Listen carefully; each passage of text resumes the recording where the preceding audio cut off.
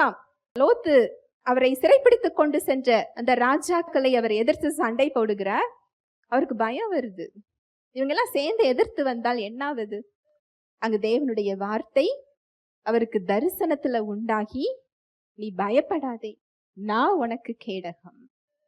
4 ராஜா இல்ல, 40 ராஜா வந்தாலும் உன்னை என்ன செய்ய முடியாது, என்ன தாண்டிதான் உன்கிட்ட வரணும். தேவனுடைய வாக்கு தத்துவம் என்னில் நிறைவேற முடியுமா?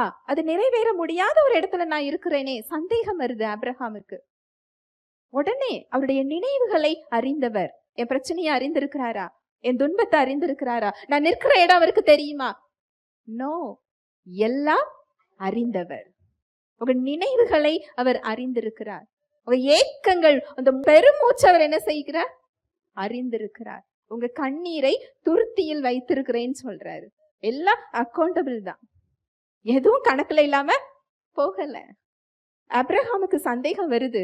அவருக்கு உடனே வார்த்தை போகுது, நான் சர்வ வல்லமையுள்ள தேவன். ஆபிரகாமுக்கு தன்னோட இயலாமை, மனைவியோட பலவீனம் சிந்தனைக்கு வரும்போது தேவன் அவருக்கு கொடுக்கிற வார்த்தை என்னது? நான் சர்வ வல்லமையுள்ள தேவன். தன்னோட இயல்பை அங்க அவருக்கு ஞாபகப்படுத்துகிறார்.